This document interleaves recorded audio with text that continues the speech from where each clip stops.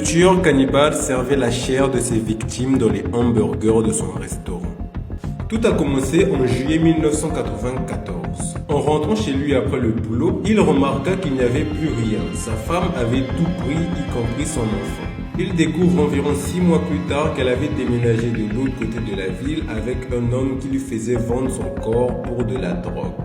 Ils se sont fait arrêter et ils ont perdu la garde de son fils pour négligence et maltraitance. À l'origine, Joe voulait simplement retrouver son fils.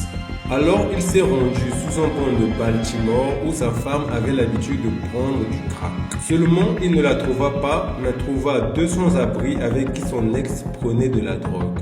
Fou de rage, il les tua de coups de hache. Il aurait aussi tué un pêcheur de peur qu'il ait été témoin. Puis, il jeta les 3 cadavres dans le fleuve.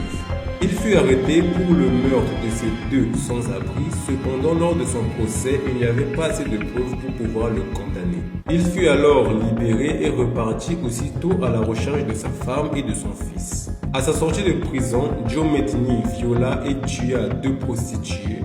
Cependant, cette fois-ci, pour se débarrasser des corps, il utilisa une toute autre technique plus que macabre. En effet, il les démembra et les découpa. Comme un boucher, j'en ai fait de la viande et je les ai mises dans des tupperwares que j'ai rangés au congélateur. Les restes ont été enterrés dans des petites tombes peu profondes dans les bois, déclara Joe Metheny. En rentrant chez lui, il mélangea cette viande humaine avec du bœuf et du porc et en fit des steaks qu'il mangea. Au cours des semaines suivantes, Joe Metheny venda des hamburgers à base de viande humaine dans une petite caravane qu'il avait au bord de la route. Les gens mangeaient donc involontairement cette recette très spéciale.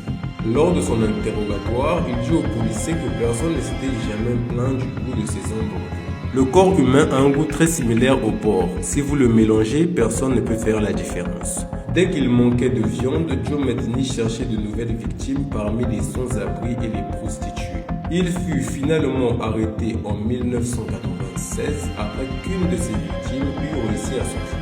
Alors que les autorités pensaient qu'il allait se défendre, Joe Metheny avoua 10 meurtres. Il n'eut jamais aucun remords pour ses actes, disant même « Jamais je ne dirai les mots « je suis désolé » parce que ce serait un mensonge.